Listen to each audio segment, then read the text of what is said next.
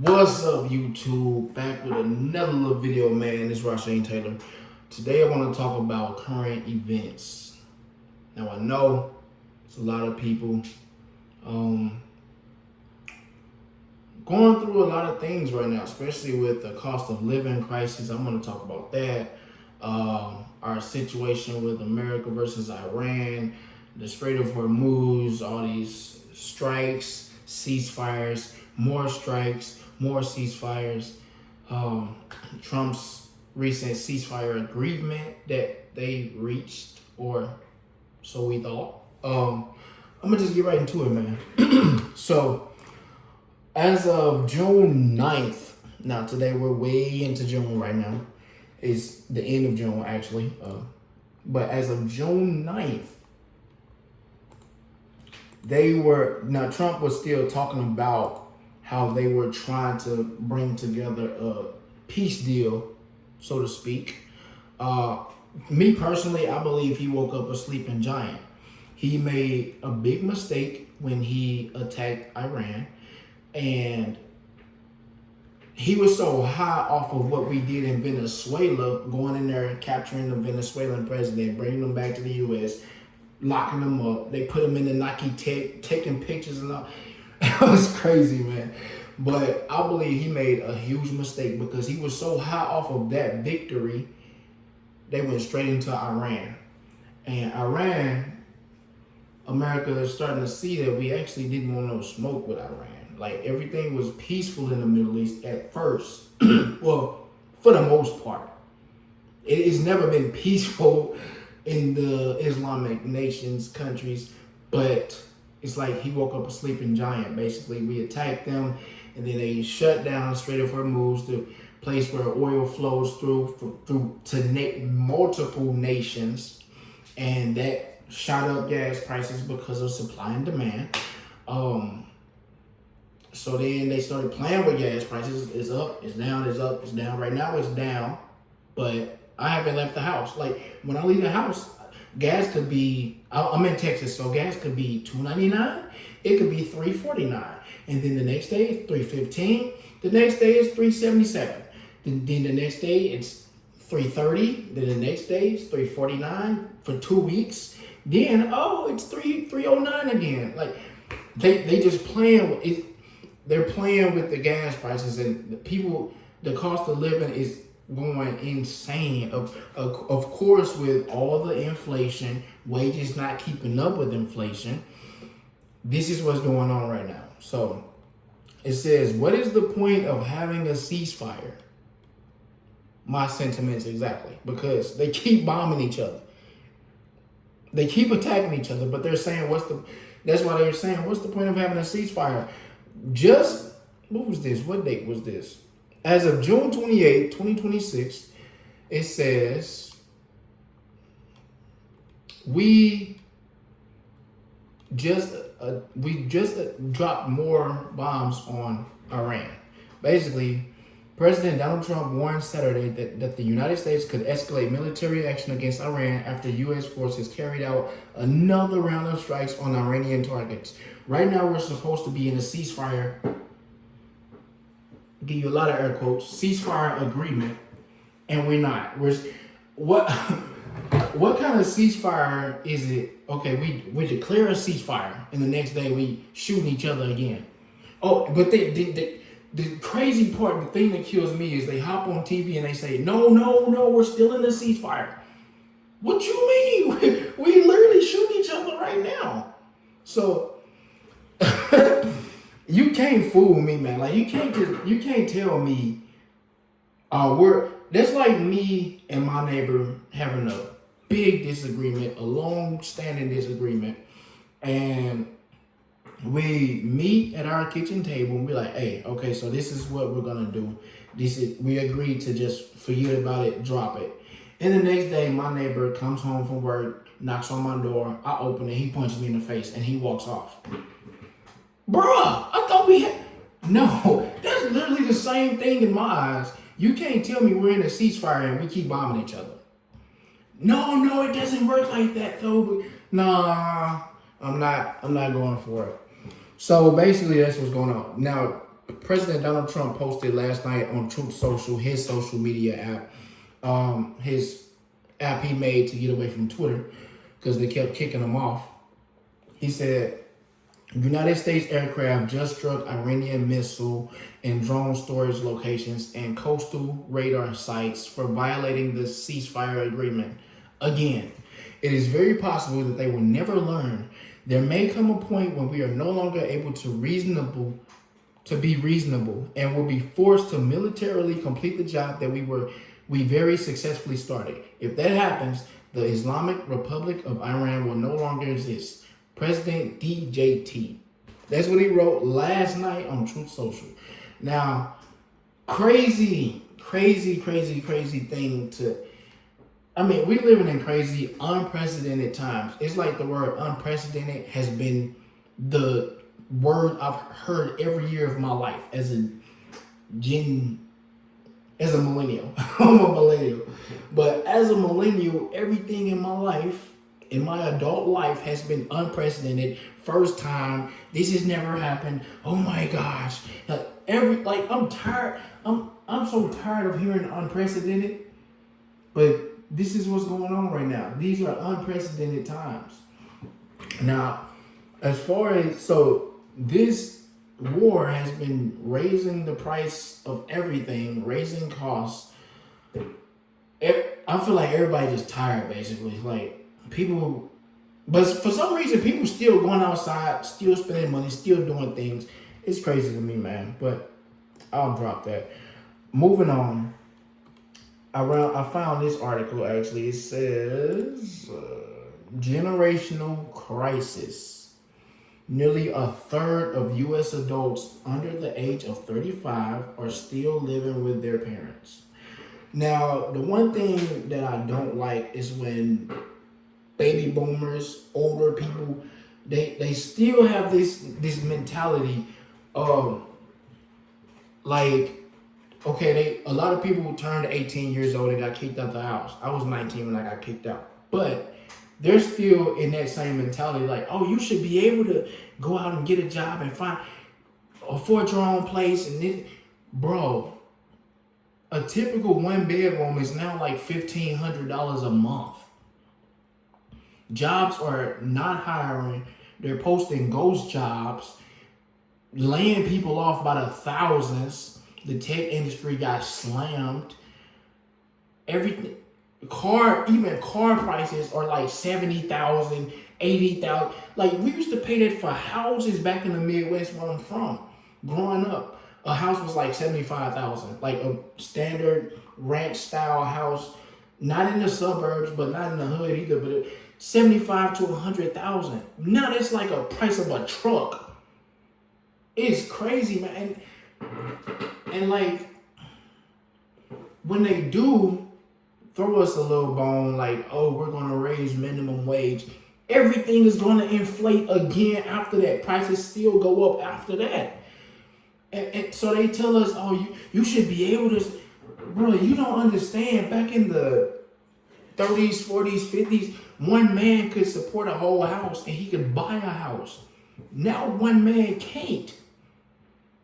And then when it goes to relationships, women like, oh, he need to make $100,000 a year. That's crazy, man. It's unprecedented. I'll just read this article real quick, though. It says Americans that are over the age of 55 control approximately. I'm gonna run that back. Listen to this. Americans that are over the age of 55 control approximately 73% of all wealth in the United States. Americans that are age 55 or younger control just 27% of all wealth in the United States. Never before in history has there been a generational divide of this magnitude. And right now, I'm gonna pause my reading right there. It says we're in a K-shaped economy, basically like this. And the rich are getting richer, poor are getting poorer, as usual. It says one of the reasons why there is such a generational divide is because housing has become so insanely unaffordable. This is what I'm talking about. If you purchased a home 20 or 30 years ago, oh, when I was just being born, okay, it has appreciated in value a great deal and you are sitting pretty. I'm sorry, I was too busy crawling and learning my ABCs, so I couldn't buy a house. But many young adults today look at current housing prices and wonder how they will ever be able to buy a home. That idea of buying a home these days with people in my age bracket is like a far away, long lost idea. Everybody's basically like, we're just gonna rent forever because that's just what we can do. And then if you think about the George Orwell book, 1984, it says you will own nothing and be happy. I believe that quote is from that book. But it says during the pandemic, we witnessed a surge of young adults moving back in with their parents. But once the pandemic was over, things were supposed to go back to normal. I believe it was orchestrated, but that's another topic for another video. Unfortunately, that never happened. In fact, the percentage of young adults that are living with their parents is now higher than it was at any point during the pandemic. A record 25.2 million adults under 35 lived with their parents in 2025, according to new research from Realtor.com. There's nearly 1 in 3 young adults and higher than even the pandemic era count. But the more surprising finding is just how many of them were working. Listen to this. It says roughly 70% of 25 to 34-year-olds living with parents are employed, says Hannah Jones, senior economist at Realtor.com and author of the report. That share held steady even as the overall co-residence rate has climbed, meaning the growth is coming from working adults, not people waiting to find jobs. It says defining challenges, one of the most persistent narratives about adults living at home today, that they're simply languishing in a tepid job market and failing to launch. Wow. And if you look on Reddit, it's so many people saying, oh, I got my degree, but I just hung it on the wall and I went to my parents' basement because I can't find a job. So degree prices are also, university costs are also increasing. People can't find jobs. Jobs are posting ghost jobs. The housing prices are steadily increasing. It says the average first-time home buyer right now is 40 years old. 40. It's like we in a perfect storm.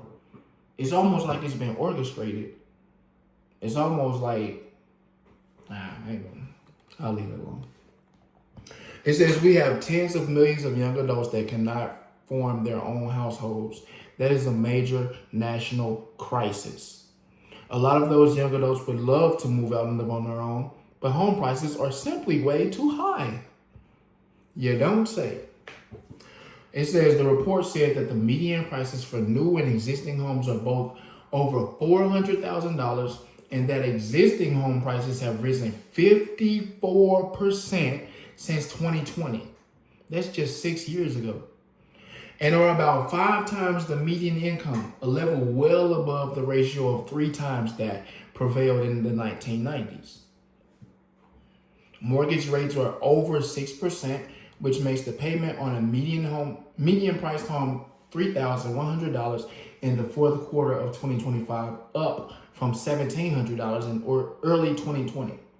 That has pushed the income needed to afford that payment to more than $120,000, a significant increase from $66,000 in 2020. So basically they're saying back in 2020, you just needed to make $66,000 a year to afford to move into a new home. Now in 2026, or as of late 2025, the fourth quarter of 2025, you now need $120,000.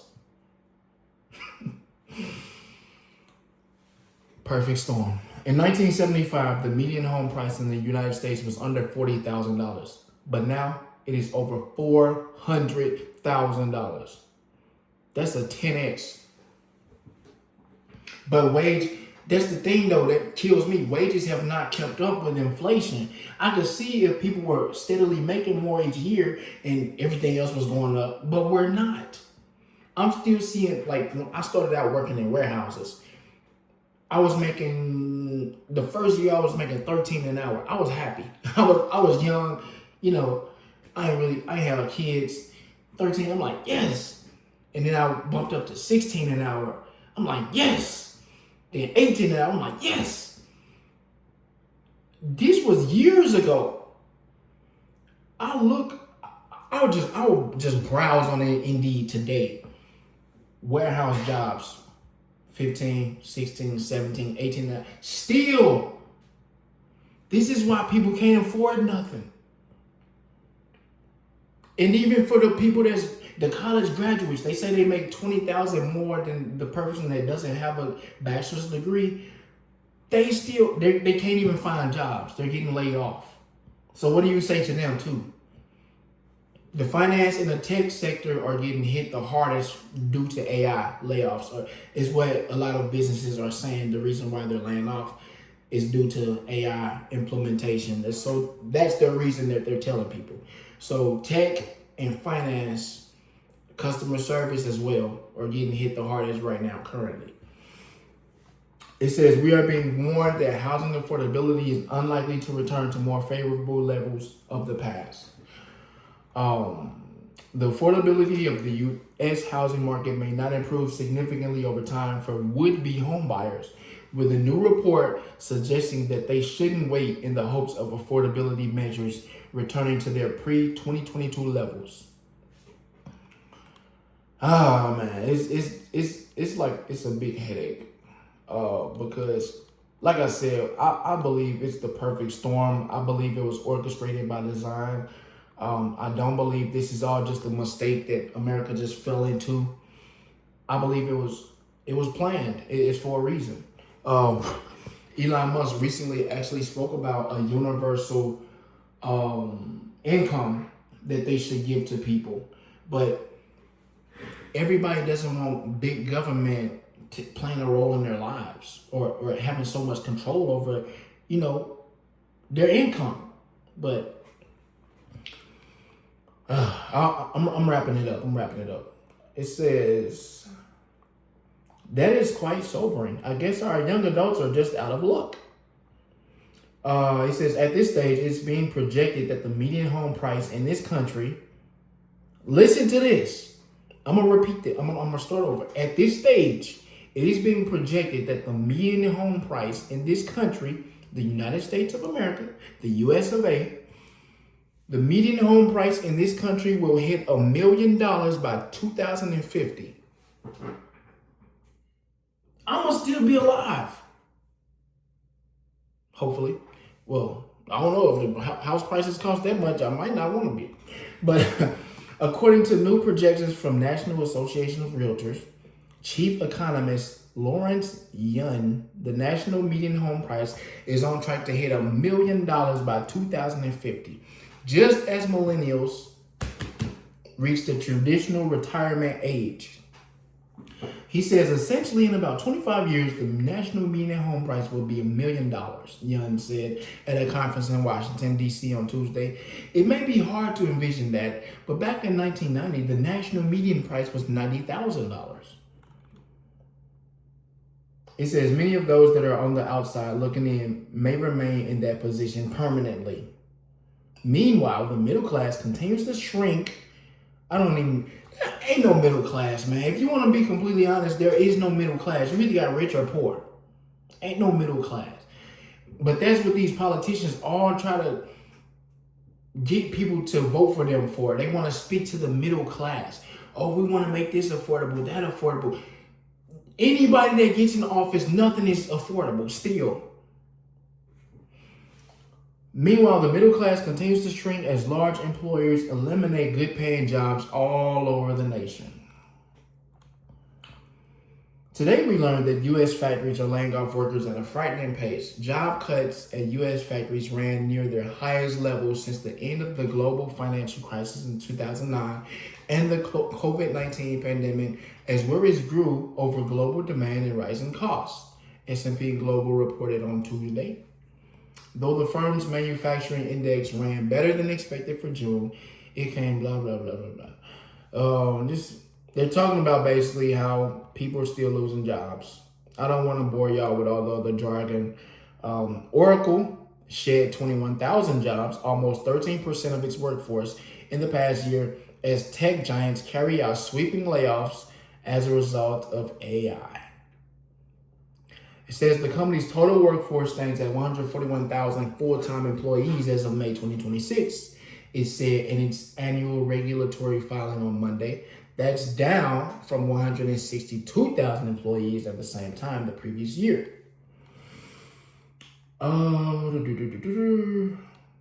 Yeah, so basically, I'll wrap things up there. But I just want to say, get close to God. Establish your relationship with Jesus. Pray about pray for Him to lead and guide and direct your paths with whatever you choose to do with your future. Whether it's going back to school to get another degree, please make sure it's actually something useful, not a degree like philosophy or history or art. I'm sorry, I'm not trying to step on anybody's toes, or a degree like psychology, but I'm telling you, get something STEM related, science, tech, engineering, math. Make sure it's something that makes you useful and productive in society. Go get a degree in supply chain management and operations, or where it's where you handle the logistics of shipping and receiving, supply and demand in the world. Things coming off the boats, things coming by aircraft, coming into the warehouses, and you could be a leader in a warehouse, not a worker, but a leader in management. They actually make six figures. For those that are interested, I have something in the description below if you want to get started on a new career path. If you don't want to go to college, I'm actually back in college as well, getting my second degree in supply chain management and operations. It's technically like a business degree, but it's more of a concentration on what I just said, logistics, basically things coming over by boat, aircraft, over the road by trucks, and you could be in management in one of those positions. They make six figures, like I said. But whatever you choose to do, man, do it wholeheartedly. Don't give up. Don't take this laying down, this bad news. You can turn it into good news. Giving your life to Christ is the best news. And God can smooth things out, make your transitions easier, make things better, help you avoid certain things that the rest of the world going through. I know it because I'm living it and speaking it right now. I'm living that.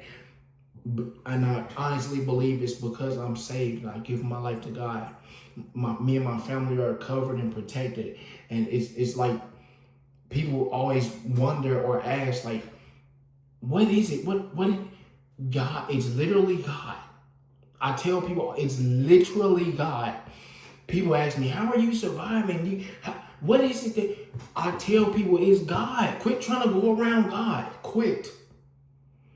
I pray, I talk to God, and certain things just open up in my life. Certain things just happen. I meet certain people. They give me opportunities. I get taught certain stuff. I get led in a certain direction. It's literally God. It's nothing that I've done. Nothing. I moved to Texas and I was sleeping on my sister's floor. I had nothing. I came here with a crashed up car because somebody hit me previously, and I had it hitched onto the back of the moving truck. I had to send my wife and my kids back to St. Louis to live with her mom, and I had to find a job here, find a housing, and start all over. I came here with nothing. That was in 2018. It's 2026.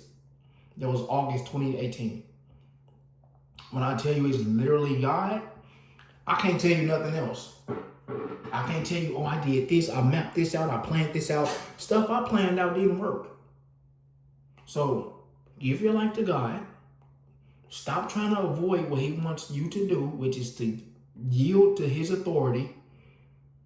And if you're interested, like, just pray. Like, just ask God to reveal Himself to you. That's all I could tell you, man. But also, check out the links in my description. I know I gotta say all that for YouTube. Like and subscribe, share, and yeah. For men, I have a workout program if you're interested. If not, It's cool too. Thank y'all for watching. God bless.